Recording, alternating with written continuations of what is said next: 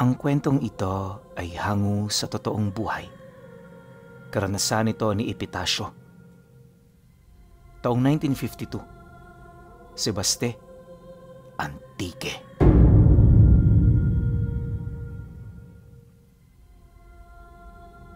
Palagi kong pinapaalala sa iyo, Epitasio.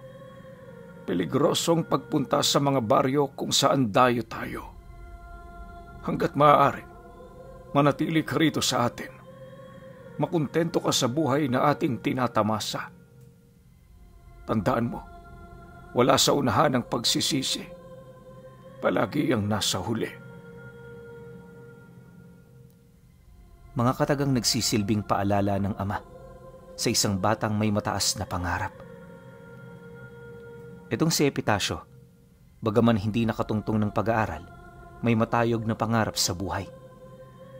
Nais niya nung makilala sa kanila bilang Don, nagmamay-ari sa lahat ng lupain at mga taong nakapalibot dito. Isang pangarap na talaga namang napaka-imposible. Noong mga panahong ito, uso pa sa Sebaste ang tinatawag na hangganan ng mga teritoryo ng aswang. Bawat lugar, may mga kanya-kanyang namumuno at nagpapatupad ng batas ng palihim. Yun ang isa sa mga rason kung bakit hindi pwede ang basta-bastang tumawid sa mga karatig lupain ang pamilyang nagtagal na sa pinagtitirhan nila. Pawang mga manlalako lang din ang may kapangyarihang maglakbay, buhat sa mga armas na meron sila. Dagdag pa ng kanyang ama na, mas mainam na makontento sa buhay na kung anong meron sila, kaysa makipagsapalaran sa tagumpay, na siya lang naman ang may gustong makakamit. Ngunit sa kabila ng mga paalala nito, hindi yun pinakinggan ni Epitasio. Mahirap mang sabihin pero likas na sa kanya ang pagiging matigas ang ulo. Ayon nga sa kanya, para siyang pako na kung hindi pa pupukpukin, di pa tutuwid. Ang kaso lang, kahit anong pukpok sa kanya, wala talaga itong bisa. Hindi nagtagal, ang ama na lamang niya ang sumuko sa kanya. Pagtungtong ni Epitasio sa edad na 25 anyos, dito na siya nagkaroon ng sariling desisyon. Kahit nagmula sa isang simple at pangkaraniwang pamilya, hindi siya natakot sa mga nilalang na makakaharap niya. At para naman makasanayan ang ganoong paligid, gabi-gabi siyang naglalakad sa baryo, pilit na nagbabaka sakaling makakasilay siya ng isa sa mga ito. Subalit, taliwas ito sa kanyang inaasahan. Kahit kasi anong gawin niya, bigo niyang masilayan ang mga nilalang. Sa gabi-gabi niyang paglilibot, bitbit ang isang maliit na lampara. Pakiramdam niya isang pangkaraniwang gabi lang ang mga mararanasan niya. Literal na walang kahit na anong nagpaparamdam sa paligid. Ultimo nga San Telmo, di pa siya nakakakita. Habang tumatagal, inakala ni Epitasio na isang kwentong barbero lang ang lahat ng mga naririnig niyang kwento. Pero lingid sa kanyang kaalaman, malapit na palang mabago ang ganun niyang kaisipan. 15 ng Nobyembre, bandang 10:00 ng gabi, habang papauwi si Epitasio mula sa isang pagdiriwang, may tumambang sa kanyang grupo ng mga lasinggero na nasa 8 ang bilang. Bawat isa sa mga ito, langung-lango na sa alak, kaya nung magpang-abot ang kanilang paningin, pinag-isipan siya nito ng masama. Dala ng kainosentihan, ginantihan naman niya ito ng titig, ngunit ang hindi niya alam, nagbigay pala ito ng masamang motibo sa grupo. Pagdaan naman niya sa kinaroroonan ng mga ito, agad naman itong hinarangan ng daan, habang ang iilan sa mga kagrupo nito, pasimple ng kumukuha ng kahoy. Nang mapansin naman ni Epitasio ang kakaiba nitong kilos, dali-dali naman niya itong tinanong ukol sa kanilang mga kailangan. Subalit sa kasamaang palad, hindi ito sumagot. Sa halip, bigla na lang siya nitong sinunggaban habang walang patid na pinagpapapalo ng kahoy. Dahil sa nataong lasing naman ng mga taong yon, nakaganti naman siya kahit papaano.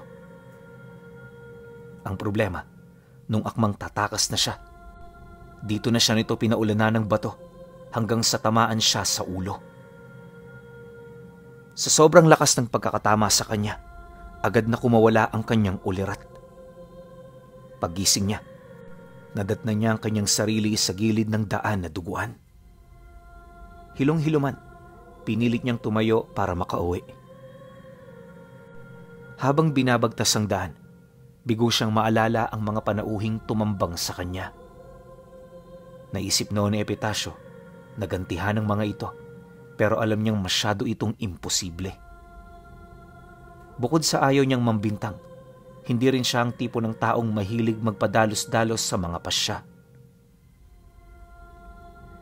Dala ng pinsalang natamo niya, inabot siya ng 1 linggo bago gumaling ang bukol sa kanyang likod.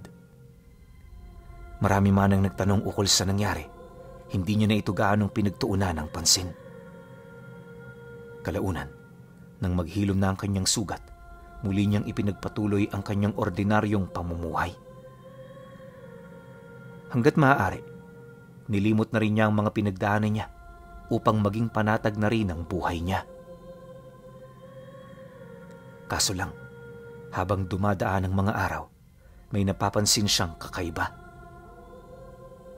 Mga pangitaing alam niyang hindi pangkaraniwan. At ayon kay Epitasyo, nagsimula ito noong pinagdiskitahan siya ng mga lasinggero. Hindi niya mawari kung anong ibig sabihin ng ganoong mga pangitain, pero isa lang ang nalalaman niya. Mas lalo itong tumitindi at wala siyang maisip na paraan para yon ay pigilan. 1 buwan nang lumipas, harap-harapan na siyang nakakasilay ng mga nilalang. Mga nilalang na may nanlilisik na mapupulang mga mata at mga matatandang paugod-ugod kung maglakad. Ngunit meron itong hindi kapani-paniwalang lakas. May mga nakita na rin siyang mga nilalang na nagbabalat kayo bilang mga tao, pero sa loob ng mga balat nito may nagtatagong kakaibang wangis. Akala niya nababaliw na siya, kaya sa abot ng kanyang makakaya, isinikreto niya ito sa kanyang pamilya hanggang sa dumating ang isang gabi na siya mismo naranasan ang kabagsikan ng mga ito. Ayon kay Epitasyo, hindi naman talaga siya dapat umalis sa kanila noong gabing yan. Ang problema, inutusan siya ng tatay niya na kumuha ng tuba sa kaibigan nito. Medyo malayo ang bahay nito. Sabihin na natin ang distansya nito mula sa bukana ng baryo hanggang dulo. Nakatira rin yun sa liblib na lugar. Kaya para makapunta, kailangan niyang dumaan sa kalsadang walang kabahay-bahay at puno ng kakahuyan. Hindi naman siya ganong nababahala, lalo pat sanay na rin siyang gawin ito. Ngunit sa mga sandaling yan, ramdam niya talagang parang may kakaibang mangyayari. Paglabas naman niya sa kanila, dali-dali naman niyang tinahak ang daan. Hindi pa man nakakalayo, pansin na pansin niya ang grupo ng mga uwak na paikot-ikot sa langit. Panay rin ang paghuni ng mga ito na para bang meron itong nararamdamang kakaiba. Siyempre, nung mapansin ito ni Epitasyo, di naman niya maiwasang makaramdam ng nerbiyos. Pansin niya kasing maingay noon ang paligid at kapag gano'n ang sistema, alam niyang may nakaambang panganib. Subalit sa kabila nito, hindi siya maaaring tumalikod sa utos ng kanyang ama. Ilang minuto pa ang lumipas, unti-unti na rin siyang binalot ng takot hanggang sa umabot sa puntong konting kaluskus lang sa kakahuyan. Nagdudulot na ito ng panginginig ng kanyang katawan. Kalaunan, nang medyo mga lahati na siya, bigla siyang napahinto sa paglalakad nang may makita siyang gumapang na hayop sa puno na may napakaputlang balat.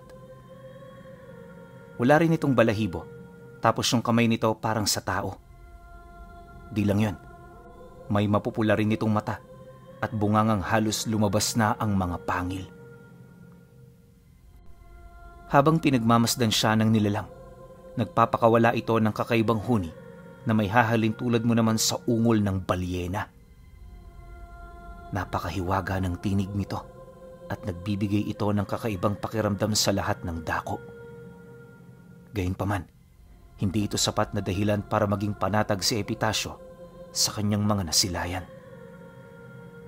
Kung gaano man kasi kaganda ang tunog na naririnig niya, ganon din kapangit ang nilalang na lumilikha nito. Maya-maya pa, pag-antala naman ng huni, bigla itong umatungal ng napakalakas, dahilan para mapakaripas siya ng takbo. Habang hinahabol si Epitasyo ng nilalang, di naman niya maiwasang mapahingi ng tulong. Panay din ang kanyang pagsilay sa likod upang makita ang nilalang na humahabol sa kanya. Sa pagpapatuloy naman ng ganoong pangyayari, hindi niya maipagkakaila ang matinding pagkabahala para sa kanyang sariling kaligtasan. May mga pagkakataon na ring sumasagi sa isip niya na mamamatay na siya, ngunit hindi ito sapat upang siya ay sumuko. Kalaunan, nang matanaw na niya ang bahay ng tiyuhi niya, dito niya ito nakitang tumatakbo papalapit, bit-bit ang isang malaking itak. Nang mapansin naman ito ng nilalang na humahabol sa kanya, hindi na rin ito nagdalawang isip na lumihis ng landas. Paglayo naman ito, tumahimik ang buong paligid. Nawala na rin ang kakaibang pakiramdam na kanina niya pa nararanasan. Paglapit naman ng tiyuhi niya, agad siya nitong tinanong ukol sa kanyang ginagawa doon ng 10 oras. Nabanggit din itong dapat hindi na siya naglalakad ng ganong kalalim ang gabi sa kadahilan ng hindi malabong makatagpo siya ng ganoong uri ng nilalang. Pasensya na ho kayo, Tiyo Using. Importante lang ho kasi. Kilala niyo naman si Itay, di ba? Hindi yun matatahimik basta meron yung iniisip. Dagdag pa niya na, malapit lang naman ang lalakarin, kaya wala itong gaanong problema. Nang marinig naman ito ang sinabi niya, hindi ito kumbinsido sa kanyang mga salaysay. Di hama kasi na mas maraming karanasan ng tiyuhi niya kung pag-uusapan ang mga ganoong uri ng nilalang. Sa pagpapatuloy naman ng kanilang pag-uusap, agad naman itong ibinigay ang kanyang pakay. Subalit, nang akmang maglalakad na siya pabalik, nagdesisyon itong samahan siya. Di naman siya tumanggi dahil aminado siyang mas pabor ito sa kanya. Pagdating naman nila sa kanila, inabisuhan sila nitong doon na magpalipas ng gabi, ngunit sa kasamaang palad, nagpumilit pa rin itong umuwi. Wala namang nagawa noon ang kanyang ama, kundi ang hayaan ito. Pag-alis naman ng tiyuhi niya, nakita niya pa yung masayang kausap ang tatay niya. Ang hindi niya alam noon, ito na pala ang huling pagkakataon na makita niya yung humihinga. Pagtungtong kasi ng sumunod na araw, nabulabog ang baryo nila dahil sa bangkay na nakitang nakahandusay malapit sa puno ng akasya na nasa sentro lang din ng baryo nila. Nakitaan nila ng butas ang dibdib at tiyan, tapos nawawala na rin ng mga mata nito. Hindi lang yan, marami rin itong bakas ng kalmot sa buong katawan nito na parabang nakipaglaban ng taong yon bago ito tuluyang mamatay. Base rin sa kanilang mga nakita, karumal-dumal ang ginawang pagpatay ng nilalang na ng diskita rito. Subalit, ang mas nagbigay pa sa kanila noon ng matinding takot ay yung kasuotan ng lalaking natagpuan. Unang silay pa lang rito, kilala na nila kung sino ito. Upang hindi rin nila maagaw ang pansin ng karamihan, nagdesisyon silang ipaalam muna ang pagkakakilanlan nito sa mismong pamilya. Pagdating nila sa bahay ng kaibigan ng kanyang ama, dito nila nadatna ng pamilya nitong maaga pa palang naghahanap. Dahil sa kanilang mga nasilayan, nagdalawang isip silang ipaalamang tungkol sa mga nangyari. Ngunit, gustuhin man nilang magkibit balikat sa kanilang mga nasilayan, hindi na ito nakayanan ng kanyang ama.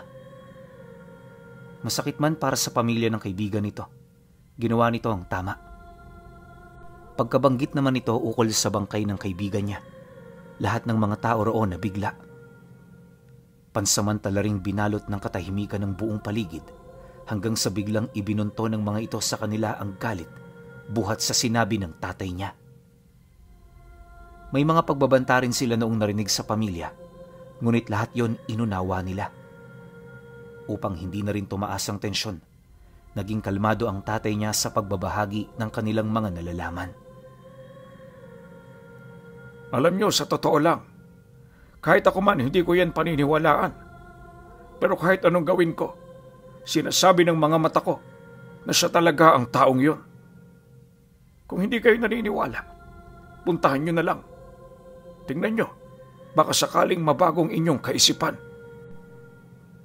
Pagkalahad naman dito ng tatay niya, agad naman silang umalis. Iniwasan na nilang makinig pa sa mga sinasabi nito, gawa ng mas lalo lang silang nag-iipon ng sama ng loob. Pagka-uwi naman nila, matyaga silang naghintay sa pagtawag ng pamilya.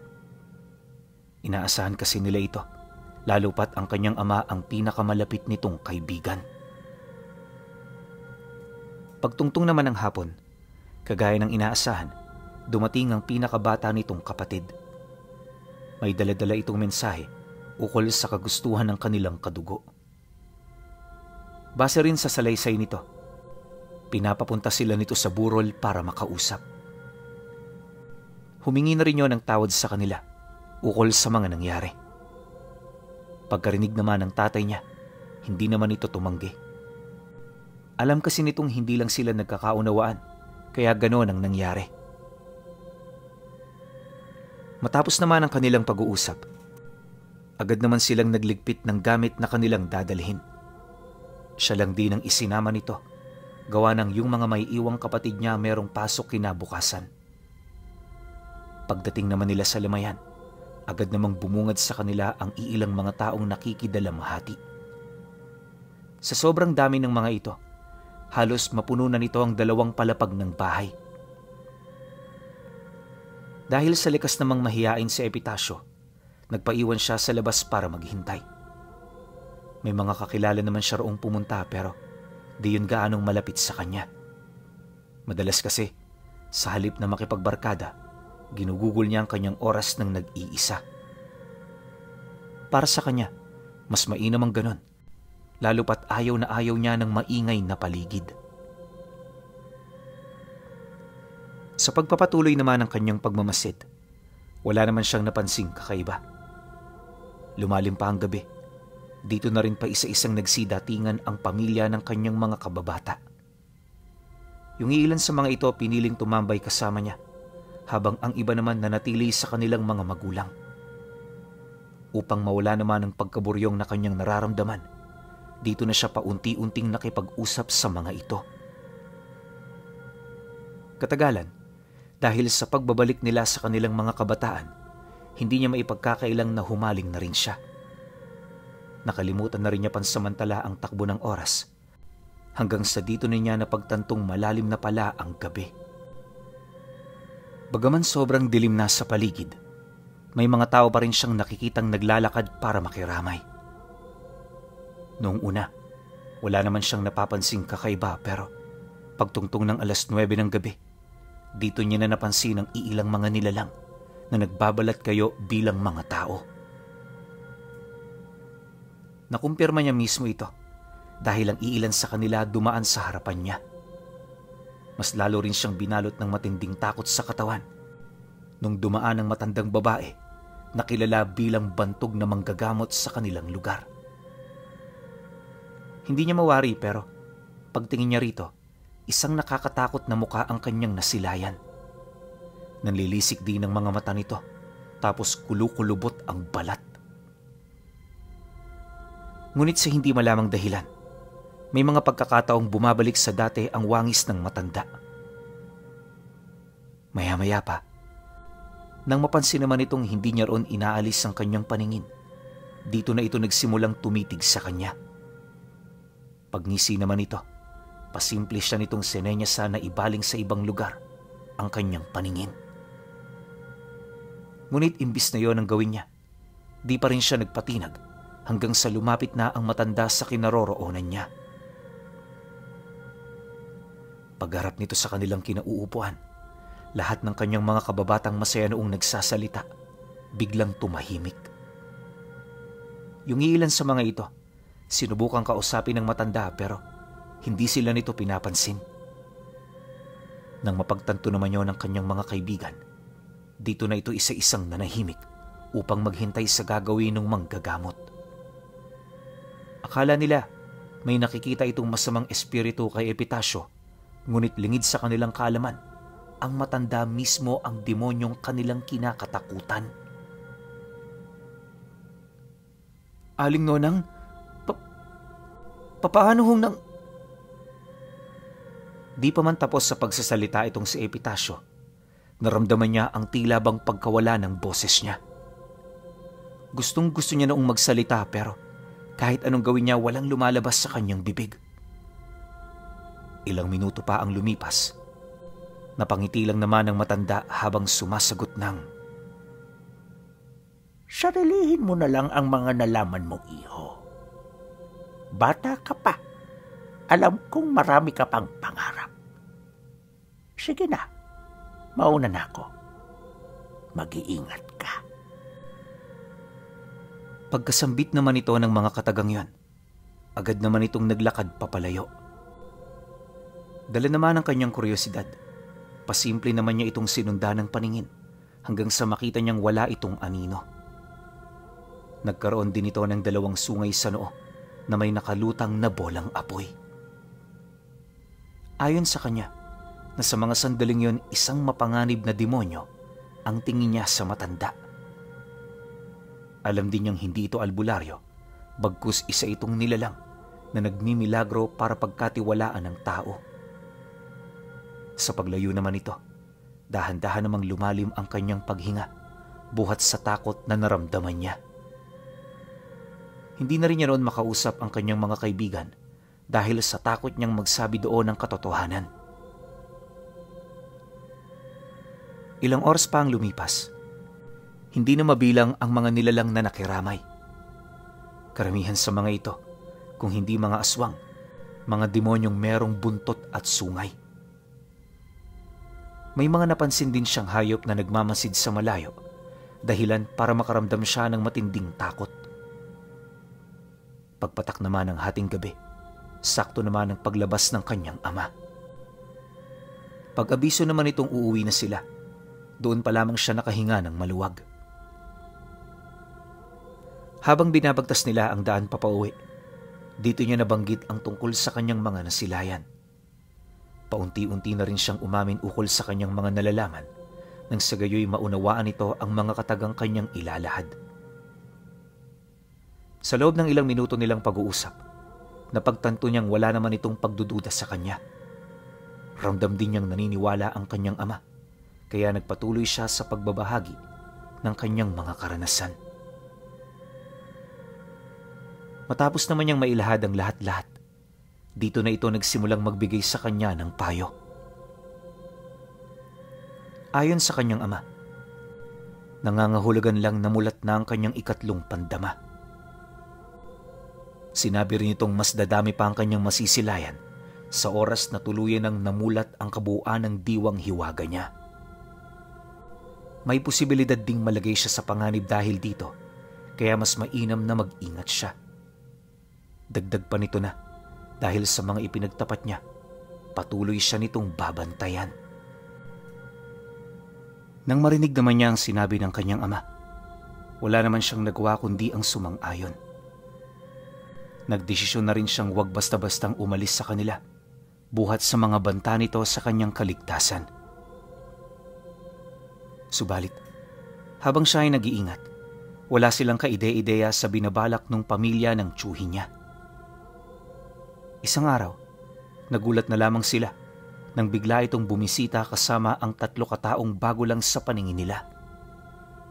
Armado ang mga ito at base sa kanilang mga mata, malalim na ang kanilang karanasan pagdating sa pakikipaglaban. Nang makausap nito ang tatay niya, humingi yun ng pabor sa kanila. Ayon sa sumunod nitong kapatid, nalaman nila ang tungkol sa tinataglay na abilidad ni Epitasio. Yun ang dahilan kung bakit sila bumisita sa bahay nito. Dagdag pa nito na, isasama siya nito sa grupo upang matunton ang lokasyon ng pumatay sa kanilang kadugo. Mariin din itong inilahad. Siya ang huli nitong kasama bago ito mangyari, kaya naniniwala sila siya lang din ang makapagtuturo sa kinaroroonan ng salarin. Nang marinig naman niya ang sinabi nito, ramdam niya ang galit ng mga taong yan, kaya sa halip na tumanggi, napilitan na rin siyang sumang-ayon. Hindi niya kasi maisip ko ano ang mga mangyayari sa sandaling hindi nila mapaunlakan ang mga nais nito. Matapos ang kanilang pag-uusap, ora mismo umalis sila sa kanilang pamamahay. Nababahala man, wala siyang magagawa kundi pagkatiwalaan ang grupong humihikayat sa kanya. Pagdating naman niya sa tahanan nito, dito na siya kinausap ukol sa nilalang na kanyang nasilayan noong gabi bago mangyari ang insidente. Huwag kang magtago sa amin, Epitasyo. Alam mo sa sarili mo, may kaugnayan ng demonyong yon sa pagkamatay ng kapatid ko. Makipagtulungan ka na lang kung ayaw mong ikaw ang mapagbuntunan ng aming galit at sisi. Di kita sinisindak o kung ano. Sadyang prangka lang ako kung magsalita. Pagkarinig naman niya ng sinabi nito, walang pagdadalawang isip naman niyang inilahad ang tungkol sa maputlang nilalang na naglalabas ng kakaibang huni. Nabanggit din niya kung saan niya ito nakita, kalakip ng iilang impormasyon na alam niya. Matapos naman niya itong mailahad, inakala niyang papauwi na siya nito pagkatapos niyang maibahagi ang kanyang mga nalaman. Ngunit sa kasamaang palad, hindi ganon ang nangyari. Ayon kasi sa kapatid ng tiyuhi niya, isang mapanganib na nilalang ang kanyang nakita. Nabanggit din ito na hindi yun isang uri ng sigbin kagaya ng sinabi ng kanyang kapatid. Ang mga puting sigbin kasi, kadalasan kakulay nito ang abo ng tao. Iba rin ang huni nito, malayong malayo sa kanyang sinabi. Dagdag pa nito na, matagal na nilang hinahanap ang nilalang na yan, sa paniniwalang ito ang makapagtuturo sa kanila patungo sa pugad ng ermitanyang nagtatanga ng kapangyarihang itim.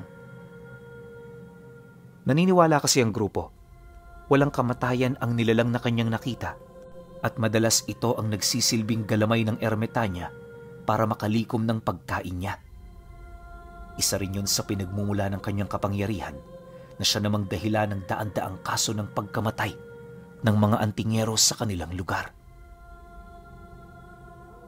Upang matuldukan ng mga pangyayari at may paghigante ang kanyang kapatid, nagdesisyon itong humanap ng malalakas na kasama para sa misyong yun. Matapos naman itong makapagsalita, dito na nagsimulang magtanong si Epitasyo.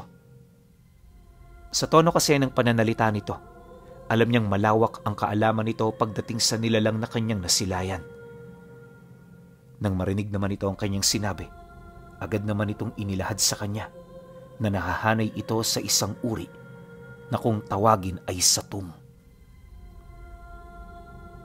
Isang lahi ng mga engkantong itim na naghahari sa mundo ng mga engkanto.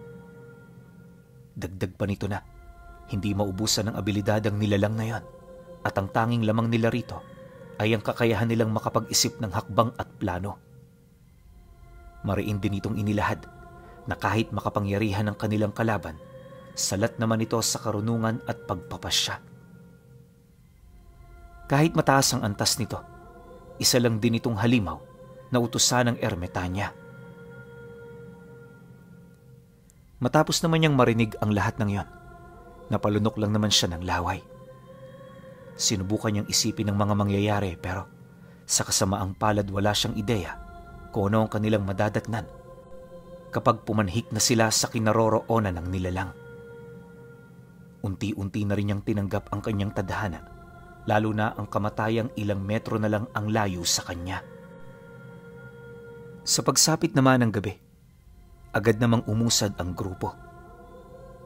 Una nilang pinuntahan ay ang daang pinalilibutan ng kakahuyan. Mag-iilang oras silang nagmasid sa paligid hanggang sa napagtanto nilang hindi yun doon pupunta. Para naman matunto ng kinaroroonan nito, matyaga silang naghanap ng bakas hanggang sa maituro na niya ang mismong puno kung saan niya ito nakita. Pag-akyat naman dito ng isa sa mga antingero, agad naman itong nakumpirma ang naiwan nitong bakas. May nakuha rin yun doong hibla ng buhok na siya namang makapagtuturo sa kanila kung saan yon naroroon. Maya-maya pa, pagbaba naman ito sa puno, dali-dali naman silang lumikha ng siga. Nilagyan nila ito ng mga sangkap panggamot, kagaya ng kamangyan, tuyong dahon ng samlan, at basto ni San Pedro, tsaka kakarampot na buhok ng itim na kambing. Matapos naman nila itong mausalan at sunugin, dito na nila dahan-dahang sinunog sa apoy ang hiblang kanilang nakuha. Paglapat naman ito, nagkaroon ng itim na usok na dali-dali namang kumalat sa buong paligid. Nang malanghap naman yon ng mga hayop at nilalang na naninirahan sa kakahuyan, ramdam naman nila ang pagsipulasan nito papalayo. Pagkaraan pa ng ilang minuto, sa hindi malamang dahilan, may nakita silang malalapad na pakpak sa himpapawid na nasa ibabaw lang ng mga puno. 2 beses itong nagpabalik-balik, kaya ang ginawa nila, sumilong sila sa mga sanga nito. Agad din nilang pinatay ang siga, kasabay ng pagtahimik ng bawat isa sa kanila. Akala ni Epitasyo, aalis din ito, pero hindi nagtagal napansin niyang parang hinahanap sila nito sa lugar. May mga lumapag na ring mga kasama nito na isa-isang gumagapang sa mga katawan ng puno. Kagaya ng wangis ng mga aswang na kanyang nakita, napansin niyang hindi rin nagkakalayo ang mga ito. Dahil sa pangyayaring yon, pasimple naman siyang nagtanong sa kapatid ng tiyuhi niya. Tiyo, sobrang dami ng mga yan. Anong gagawin natin? Tatakbo na ba tayo? Nang marinig naman ito ang kanyang sinabi, agad naman siya nitong inabutan ng punyal, kasabay ng pagsagot nito sa kanya ng, Walang tatakbo. Ikaw, Epitasyo, dumikit ka lang sa akin. Lahat ng sasabihin ko, sundin mo. Pag sinabi kong tigil, tigil. Pag sinabi kong takbo, takbo. Matapos naman itong makapagsalita, isa-isa nilang kinuha ang kanilang mga bolo. Gumawa na rin sila ng pandepensang pormasyon upang hindi sila basta-bastang matibag ng kanilang mga kalaban. Dumaan pa ang ilang segundo. Umabot na sa 20 ang nilalang na kanilang nasilayan. Napansin din nilang unti-unti nang dumudugo ang buwan, kaya bago pa man lumala ang sitwasyon, hindi na sila nagdalawang isip na makipaglaban. Sa isang iglap, nabalot ng pag-aangil at sigaw ang kabuuan ng lugar. Sa lakas din ng mga kasama niyang antingero, nakita niya kung papaano buwali ng mga ito ang bawat punong kinaroroonan ng mga aswang. Habang tumatagal ang pakikipagbuno nito, dito niya nakita kung papaano sila lumalamang. Kahit gaano ring karami ang mga bumababang aswang, madali nila itong napapatay. Kalaunan, nang masugatan na nila ang pakpak na pinagmumula ng mga ito, dito na yun nagsimulang lumipad papalayo. Sa loob lang ng ilang segundo, nakita nila kung papaano ito mabilis na tumagos sa ulap hanggang sa hindi na ito naabot ng kanilang mga mata. Pagbaling naman ng kanilang paningin sa paligid, nasipat nila ang iilang mga aswang na pilit gumagapang papalayo kahit naliligo na sa sarili nitong mga dugo. Pagsilay naman ng tiyuhi niya sa mga ito, dali-dali naman nila itong nilapitan para paslangin. Walang awa nilang itinarak sa ulo ng mga ito ang talim ng kanilang mga bolo hanggang sa tuluyan na itong bawian ng buhay. Matapos naman nila itong maisakatuparan, dali-dali na silang umusad patungo sa looban ng kakahuyan. Sa kanilang paglalakad, bakas pa rin sa pangkat ang pagiging bihilante. Kahit wala na sila noong napapansing kakaiba sa lugar, mabilis at tahimik pa rin ang pagbagtas nila ng daan. Sa pagtungtong naman ng bukang liwayway, dito pa lang sila nagsimulang magpahinga. Kalahati ng araw, itinuon nila sa pagtulog upang makabawi ng lakas. Kumain din sila ng marami bago umalis, kasabay ng kanilang pagsasanay habang binabagtas nila ang daan. Dahil sa kanilang mga pinagdaanan, dito na siya sinimulang turuan ng tiyuhin niya. Mga simpleng taktika lang sa kumbate ang naunang itinuro nito, pero ayon kay Epitasyo, napaka-epektibo nito. Hindi nagtagal, pagpatak naman ng dapit hapon, napadpad sila sa isang mahiwagang bundok na wala pang kahit na sino ang nangangahas na pumasok.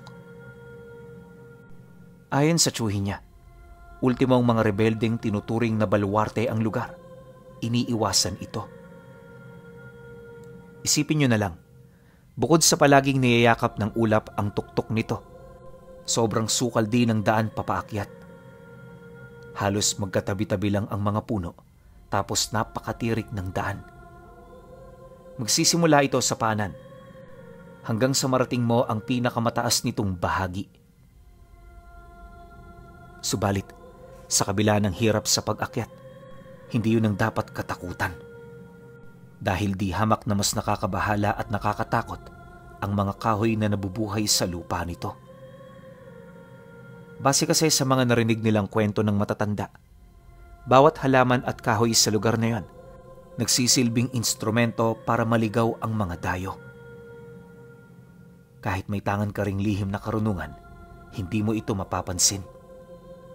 At sa oras na nakapasok at nahulog ka na sa kanilang patibong, habang buhay ka nang magpapagala-gala sa bundok na yon, ilang beses mo mang tangkaing makalabas, hindi yun posible.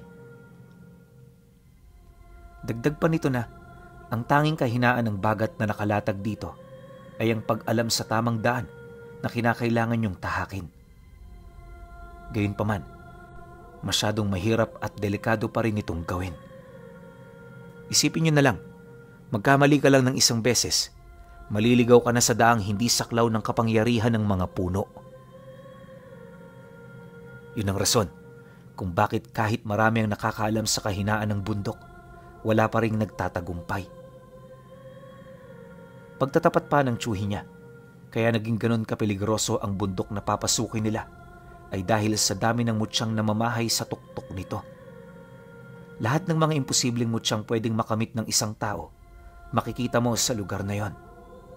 Ngunit kagaya rin ng sinasabi ng mga nakatatanda, mas mapanganib ang pagsubok kapag malaki ang premyo. Wala man silang ideya ukol sa nagbabantay dito. Malakas ang kanilang kutob na isa yung makapangyarihang engkanto.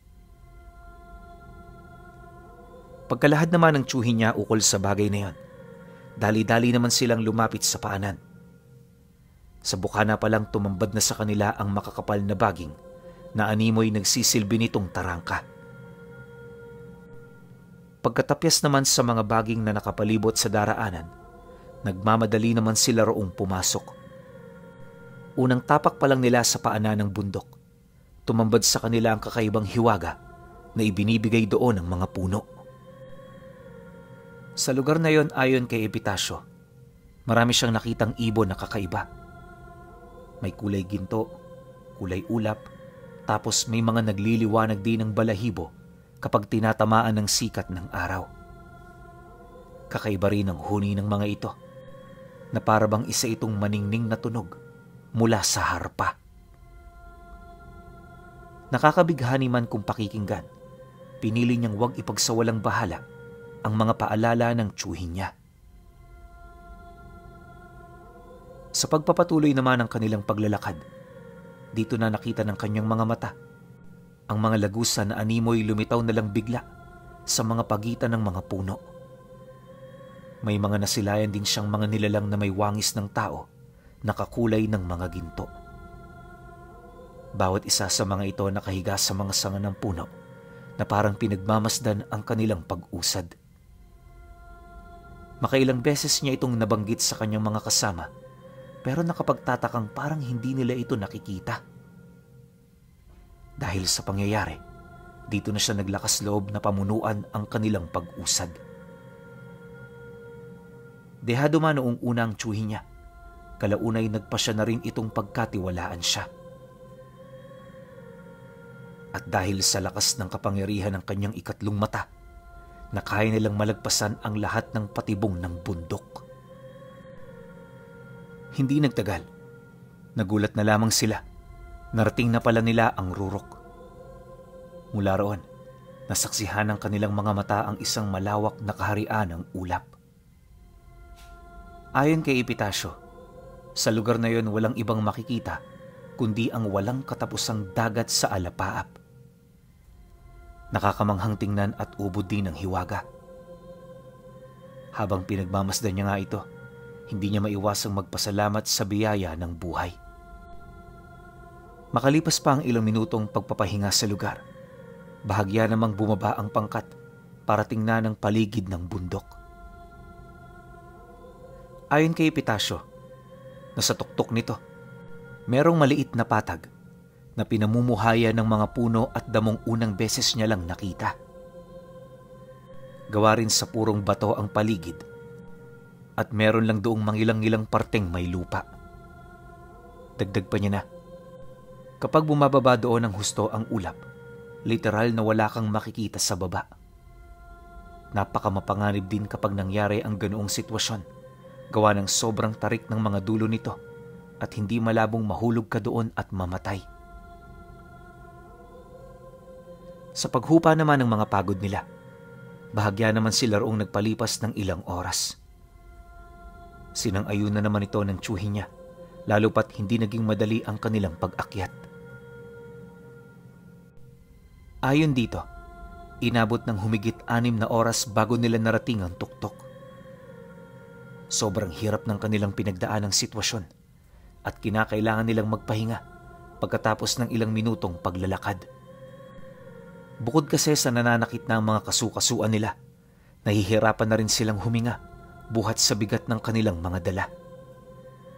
At dahil sa gabi na rin sila noon nakarating sa pinakataas, nagpasya silang dito na magpahinga. Bago naman nila ito gawin, syempre inikot muna nila ang buong paligid. Hindi nagtagal. Nang wala silang makita, dito na sila humanap ng kanilang mapagpapalipasan ng gabi. Malamig at manipis ang hangin sa tuktok, kaya obligado silang humanap ng parte nito kung saan makakahinga sila ng maluwag at hindi sila basta-bastang maaapektuhan ng malamig na simoy ng hangin.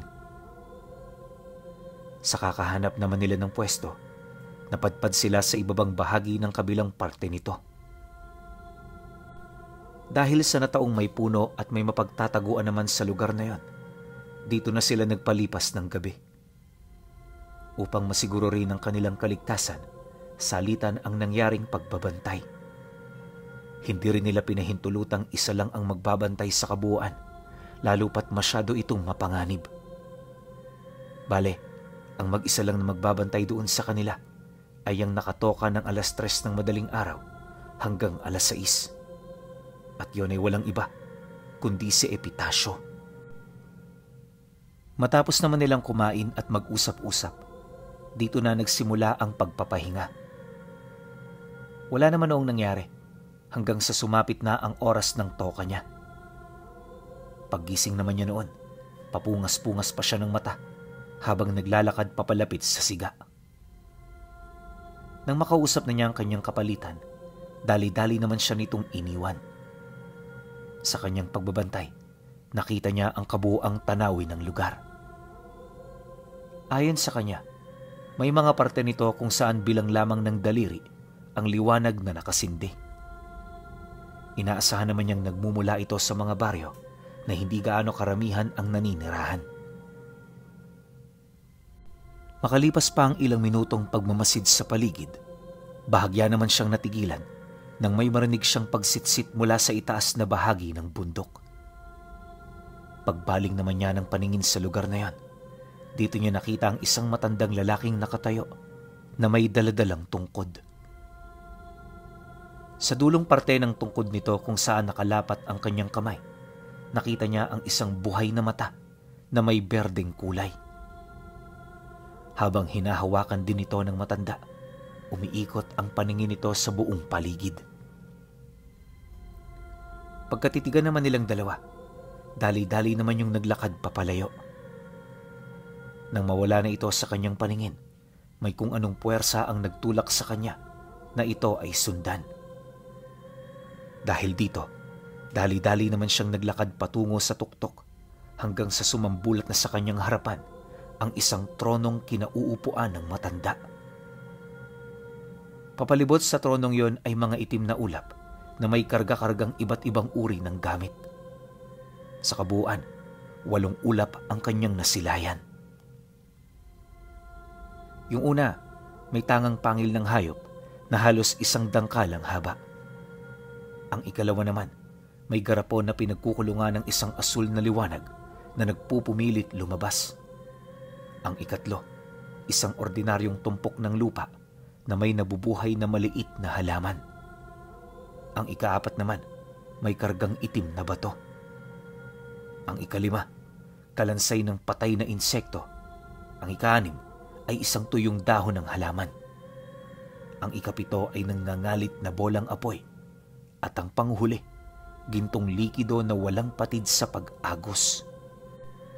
Bawat isa sa mga ulap na nakikita mo, nagtatanga ng hindi masukat na kapangyarihan. Papipiliin kita ng isa, pero sa isang kondisyon. Kailangan mong gawin ang aking iuutos. Pagkatapos mo itong mapagtagumpayan, bumalik ka rito upang kunin ang iyong premyo. Matapos naman itong mailahad ng matanda, sa kumpas ng kamay nito, nagpakita ang isang punyal na may kakaibang wangis. Bukod sa pangunahin nitong talim, may mga tinik din ito sa may bandang hawakan.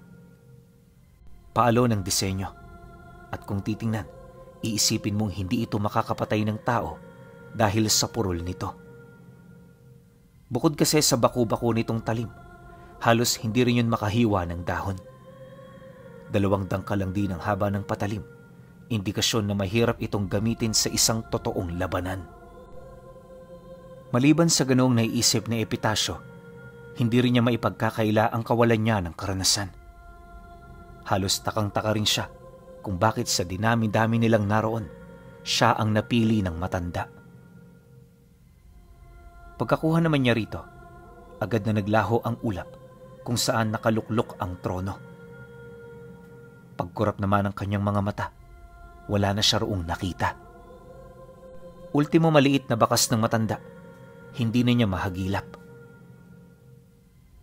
Ilang minuto pa ang lumipas, agad naman niyang pinuluputan ng tela ang kanyang punyal bago niya ito isinukbit sa kanyang tagiliran. Minabuti rin niyang huwag na muna itong ipagsabi sa kanyang mga kasama, lalo pat hindi klaro ang detalye ukol sa misyon niya. Dumaan pa ang mga araw. Pagbaba naman nila ng bundok, ipinagpatuloy nila ang kanilang paglalakad hanggang sa makarating sila sa parte ng ilang kung saan laganap ang pangangaingin. Sa sobrang dami ng nangangaingin sa lugar, halos makalbo na ang kabuuan ng gubat. Wala na rin doong nabubuhay na hayop dahil sa pagkatuyot ng lupa. Dagdag pa ni Epitasyo, nagsisilbi rin itong tapunan ng mga bangkay na dulot ng isang krimen. Hindi pa man sila nakakalapit sa lugar, agad naman nilang naramdaman ang bakas ng satung. Nang mapansin naman ito ng pangkat, ora mismo humanap sila ng kuta malapit sa lugar.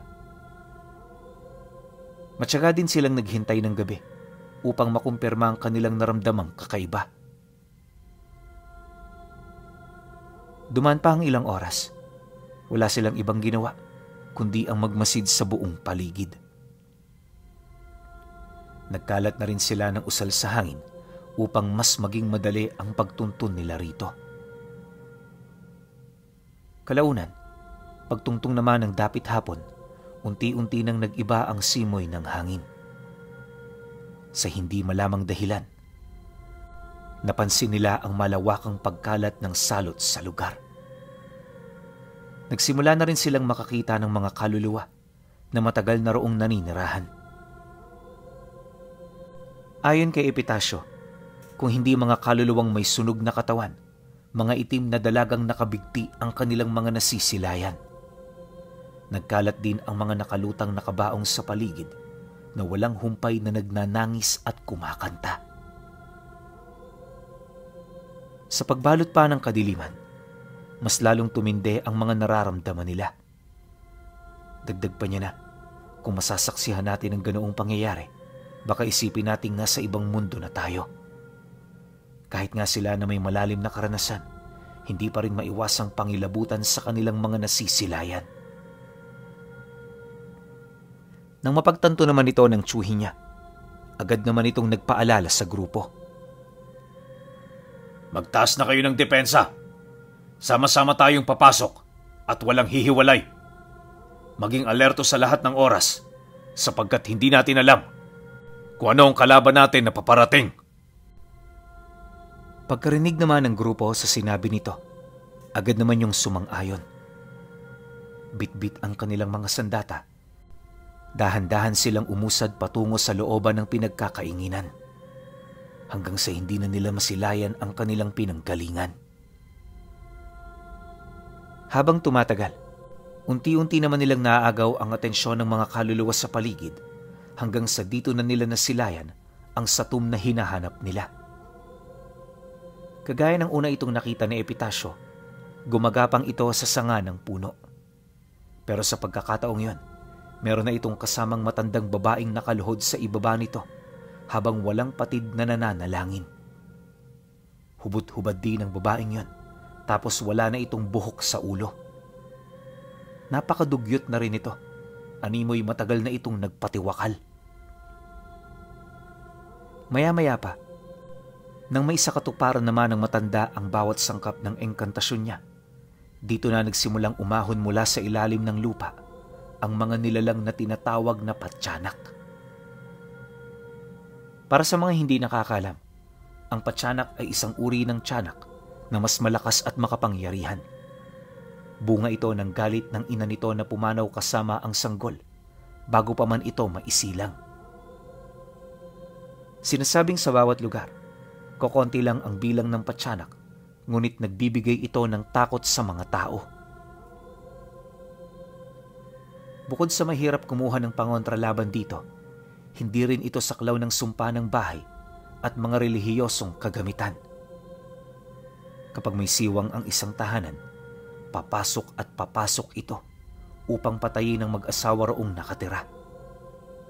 Iniiwang buhay ng mga patyanak ang mga anak nito upang pahirapan ito sa kabuuan ng kanilang mga buhay.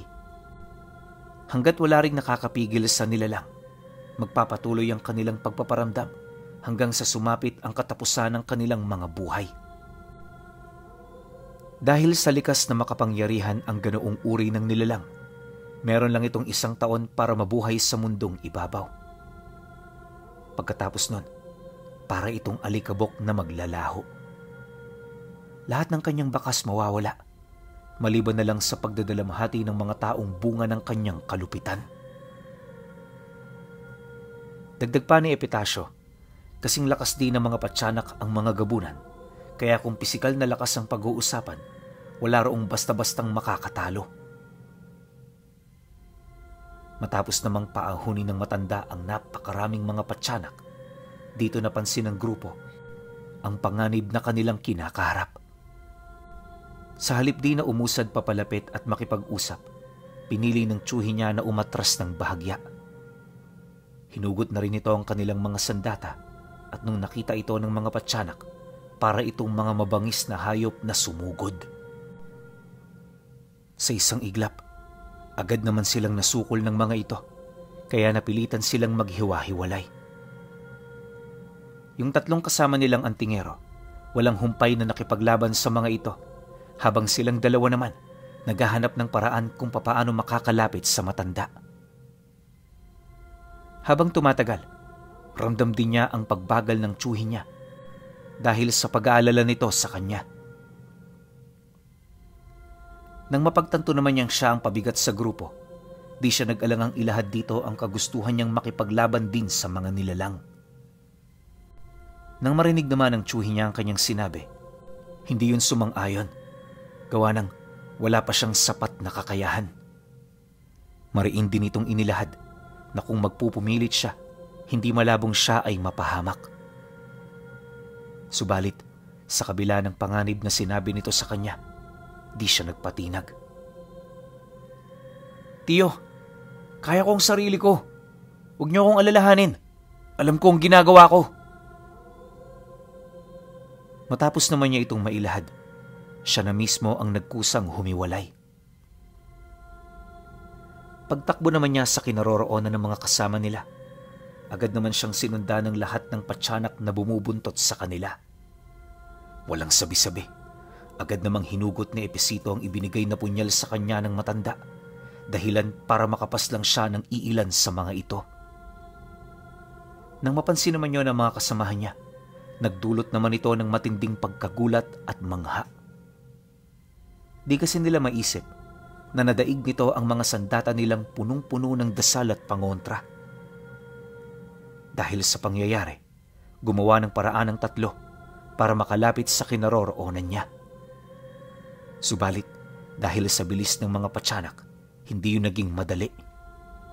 Isipin niyo na lang, kasing laki lang sila ng sanggol na 1 buwan ng tanda, tapos ubod sila ng likse at lakas. Hindi rin mabilang ang dami ng tinawag ng matanda, kaya pakiramdam nila noon, hindi nauubos ang kanilang mga kalaban. Kalahating oras pa ang lumipas. Doon pa lamang sila nagkaroon ng pagkakataon para magkalapit. Ngunit sa kasamaang palad, isa sa mga antingerong kasama nila ang nagapi ng mga patsanak. Nagawa kasi nilang mapuruhan ito ng pinsala, kaya nung manghina ito at bumagsak na sa lupa, hindi na yun nag-alangan pang kaladkari ng mga ito patungo sa karimlan ng lugar. Nang mapansin naman ito ni Epitasio, mas lalo naman niyang binilisan ang pagkilos upang matulungan ang mga ito. Ngunit pagkaraan lang ng ilang segundo, isa-isa na rin itong nawalay sa kanya hanggang sa hindi niya na yon nakita pa. Sa pagpapatuloy naman ng ganoong sitwasyon, unti-unti na rin siyang nadadarag sa karimlan ng mga nilalang at nung mapabagsak na siya nito sa lupa, bigla na lamang tumigil ang mga ito kasabay ng pagiging alikabok ng kanilang mga wangis. Sa halip di na umatake pa, umangil na lamang ang mga ito hanggang sa parang bula na silang naglaho. Pagkalat naman ng mga alikabok sa paligid, dito niya nakita ang tiyuhin niya na nakaluhod habang nakatarak ang hawak nitong bolo sa puso ng matandang tumatawag sa mga patsanak. Nang mapansin naman ng satumang ginawa nito, bigla naman itong sumugod sa kinaroroonan ng tiyuhin niya. Pagsilay naman niya rito, kahit nanghihina siya, mabilis niyang tinahak ang daan papalapit.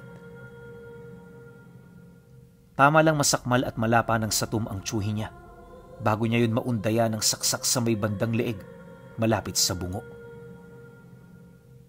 8 beses itong inundaya ni Epitasio hanggang sa mawala na ito ng buhay. Pagbagsak naman ng satum, ora mismo kinain ito ng lupa. Ni isang hibla ng buhok na nagmula sa bangkay nito, wala na rin siyang nakita. Matapos naman ang mga pangyayari, dali-dali niyang nilapitan ng tiyuhin niya na kasalukuyang naliligo na sa sarili nitong dugo. Maya-maya pa, nagdesisyon na rin silang umalis hanggang sa makalayo na sila sa lugar. Ngunit, nang akmang papalabas na sila sa pinagkakainginan, may napansin siyang kakaibang marka sa mga kahoy na nakapaligid sa kanila. Naglalabas din ito ng isang presensya na para bang pamilyar sa kanya. Gayunpaman, dahil sa nagmamadali sila, hindi niya ito gaanong pinagtuunan ng atensyon. Sa pagdating naman nila sa pinakamalapit na baryo, dali-dali silang naghanap ng manggagamot. Mabuti na lang, may albularyo sa lugar na yon, kaya agaran silang nakahingi ng tulong. Mas lalo ring tumindi ang pagmamalabis nitong matulungan ang tiyuhin niya nang malaman nitong magkakapatid sila sa paniniwala.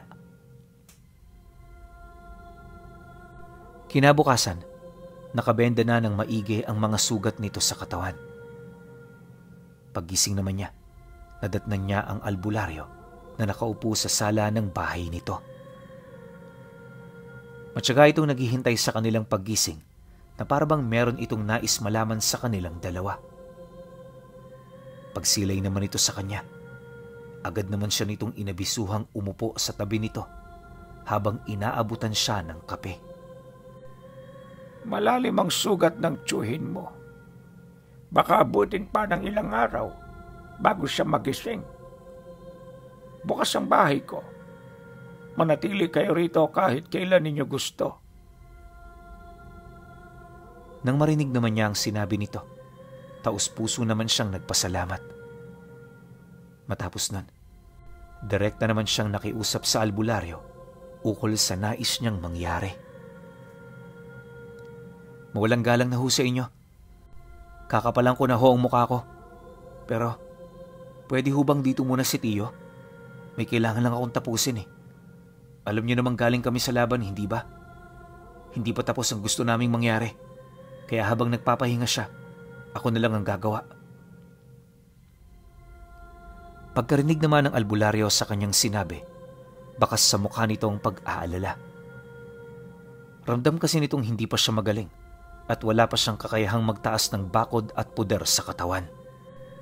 Ngunit dahil sa kanyang pagmamalabis, wala na rin itong nagawa kundi ang sumang-ayon. Maya-maya pa, kusa na nitong ibinigay ang punyal niya habang nagpapaalala.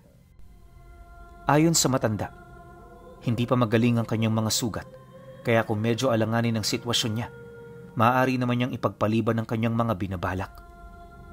Dagdag pa nito na, kahit anong mangyari hindi siya dapat mamatay dahil sa wala itong muka na ihaharap sa kanyang tiyuhin kung sakali mang hindi siya makauwi. Mariin din itong inilahad, labag sa kanyang loob na siya ay payagan sa kanyang mga binabalak. Nang marinig naman ni Epitasio ang sinabi nito, taus-puso naman siyang nagpasalamat habang inilalahad dito ang lugar na kanyang pupuntahan. Ayon sa kanya, babalik siya sa kanila para tapusin ang naudlot na laban. Napagtanto niya kasi kung sino ang nag-aalaga ng satum, kaya ngayong kilala niya na ito, hindi niya yun hahayaang malaman ang tungkol sa pagpatay nila sa alaga nito. Matapos naman niya itong mailahad, ora mismo umalis siya ng bahay.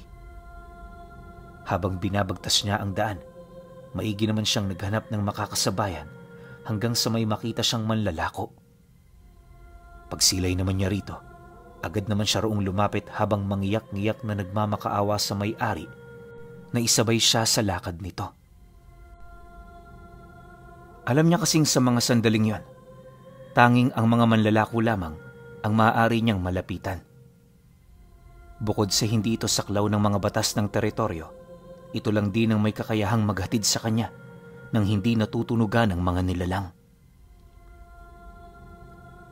Sa loob ng 2 araw na paglalakbay, lahat ginawa niya bilang parte ng pakikisama. Ayon kay Epitasio, inako niya ang lahat ng trabaho sa loob ng karo para lamang makalibre sa sakay at pagkain. Labis naman yung ikinatuwa ng may-ari, lalo na't napakalaking tulong niya para sa mga ito. Hindi nagtagal, nang marating na nila ang baryo, makapigil hininga ang pagpasok nila rito. Bawat usad ng kalabaw, umiikot ang kanyang paningin dahil sa dami ng mga aswang na nagmamasid. Nagsimula na ring lumapit sa kanila ang bantay ng hangganan para tingnan ang lahat ng paninda nilang dala. Matapos nun, direkta silang umusad patungo sa baryo. Paglagpas naman nila sa mga ito, doon na siya nakahinga ng maluwag. Kalaunan, pagsapit naman ng 7:00 ng gabi, napadpad na sila sa sentro. Doon na rin siya bumaba upang direktang tumungo sa bahay na kanyang pakay. Kahit malapit lang doon ang kanilang tahanan, hindi na niya pinili pang bumisita. Sa isip-isip niya, magagawa naman niya ito pagkatapos niyang paslangin ng matanda. Ilang minuto pa ang lumipas. Pagdating naman niya sa liblib na parte ng baryo malapit sa palayan, tumambad sa kanyang tahanan ng matanda sa ilalim ng puno ng mangga. Nang mapansin niya ang siga nito sa loob, Dahan-dahan naman siya roong gumapang papalapit. Bawat kilos niya kalkulado at hanggat maaari iniiwasan niyang gumawa ng ingay. Pagdating naman niya sa gilid ng bahay, wala siyang nakitang kahit isang aso. Sa halip ang naroon, 2 malalaking buwaya na nagpapahinga malapit sa entradang pinto. Alam niyang mahihirapan siya kapag doon siya dumaan, kaya matyaga niyang hinintay ang manggagamot na isara ang bintana nitong nasa ibabaw niya. Sa loob ng 1.5 oras, nanatili siya roon nang walang anumang pagkilos na ginawa. Maigi rin siyang nakiramdam sa paligid hanggang sa hindi nagtagal, narinig na niya ang paglangit-ngit ng sahig na gawa sa purong kawayan. Pagsilay naman niya sa kamay ng matanda, dali-dali naman niya itong hinila at nung malapit na itong mahulog sa lupa, dito niya na ito inundaya ng saksak sa may bandang dibdib. Pagtagos naman ng punyal sa katawan nito, gulat naman ang matanda buhat sa nangyari. Kahit hindi yun nagsasalita, baka sa kanyang muka ang hindi pagkapaniwala na tumagos sa balat niya ang ganoong uri ng sandata. Habang buo pa ang lakas nito, sinubukan nitong magpumiglas pero hindi niya na ito pinahintulutan. Maya-maya pa, napilitan na rin itong humingi ng tulong sa mga alaga niya, ngunit paglapit ng 2 buwaya, tinakot niya ito sa pamamagitan ng pagwakwak ng dibdib ng kanilang amo. Dahil sa ginawa niya, bahagyang natigilan ang mga nilalang. Sa halip di na sunggaban siya nito, napilitan itong sumunod sa kanyang utos. Dahil dito, nagkaroon siya ng sapat na oras para makausap ang matanda. Hindi niya kasi masikmura noon na isa itong bantog na albularyo sa kanilang lugar. Di lang yan, marami na rin itong natulungan at halos kalahati ng mga kababaryo nila naniniwalang likas na mabuti ang matanda. Magsalita ka! Ba't mo ito nagawa sa ating mga kababaryo? Sigurado ka bang pinagaling mo sila? O may ginawa kang hindi kaaya-aya? Alisin mo ang lahat ng itinanim mo. Alisin mo! Nang marinig naman ng matanda ang kanyang sinabi, pilit naman yung umisi sa kabila ng pag-agos ng dugo nito sa kanyang bibig. Habang unti-unti naman itong nakakaramdam ng panghihina, dito na ito nagsimulang magpagpag ng kamay. Matapos nun, tumitig ito sa kanya habang sumasagot ng, Lahat ng mga nagpapagamot sa akin, mamamatay kasama ko. Nakakatawang isip. Ikaw pala ang gagamiting instrumento ng asawa kong isinelyo ko sa bundok para ako'y paslangin. Sino mag-aakala nun, Epitasyo? Pero ganun pa man, masaya ko. Masaya ko dahil siya ang nagwakas ng buhay ko. Pagkalahad naman ng matanda sa mga katagang yan, agad namang bumaga ang hawakan ng punyal, dahilan para mapaso siya. Pagbitaw naman niya rito, segundo lang ang naging pagitan matapos lamunin ng malalaking apoy ang kabuuan ng bahay. Dala naman ang kanyang pagkagulat sa mga nangyari, napilitan naman siyang lumayo rito. Sa halip di na magtagal pa sa lugar, dali-dali siyang pumanhik sa kanilang pamamahay.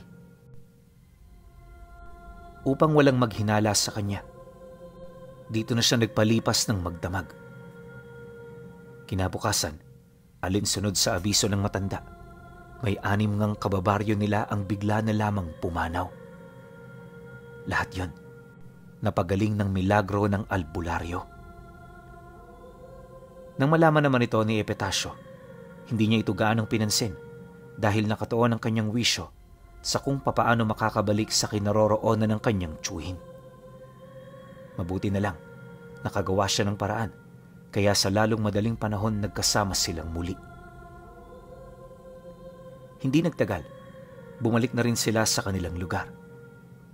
Mula noon, wala na silang sumunod na misyon.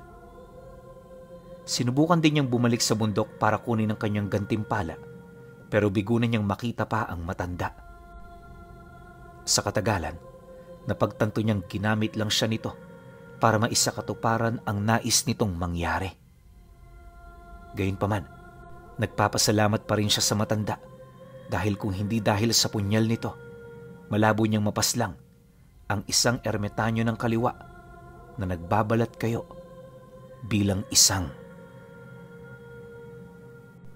milagrosong albularyo.